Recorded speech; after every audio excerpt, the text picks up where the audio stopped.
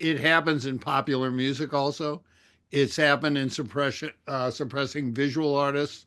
And the movie that came out a couple of years ago by the guy who wrote James, the Percival Everett novel about the guy who wrote a book and found it in the Black Studies section of the bookstore, and he wanted them to put it in the fiction section. I mean, this goes on all the time, but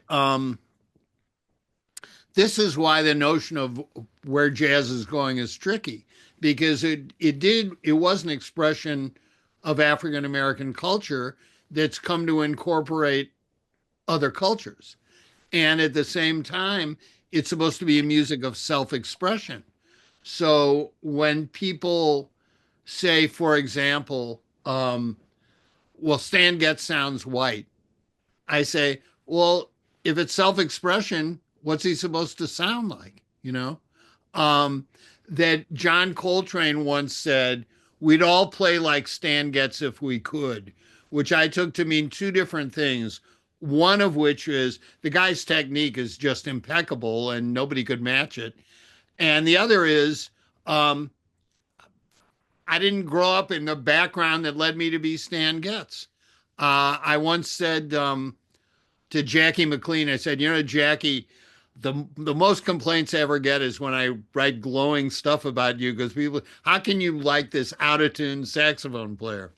And he said, yeah, every time I play with Hank Jones and we tune up, he plays A sharp.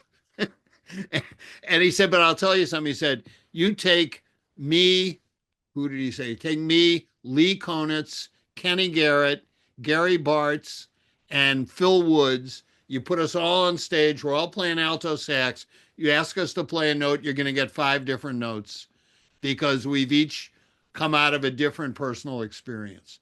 So there's that aspect of it. There's also the aspect of what that means about what the community is now that nurtures jazz.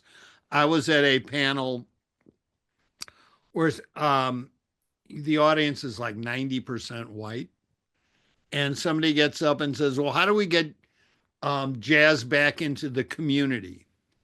And I said, you know, look around you. This is the community now. It's the people who love jazz are the community. It's you can't go to a neighborhood and say this is a jazz neighborhood. This is not a jazz neighborhood. When WGBH cut back on its jazz programming, and there were a lot of protests, and including some very vociferous white people who talked about what they owe to the community. I said, well, you know, nonprofit doesn't mean market driven. And I'll bet if you ask the African American contributors to the WGBH what they listen to, you'd find that many more of them listen to the news shows than the music shows. And that's just where the community has evolved into. Not that the black community has disowned jazz, but that it's not the focal point anymore that it once was, and maybe some of us wish it would continue to be.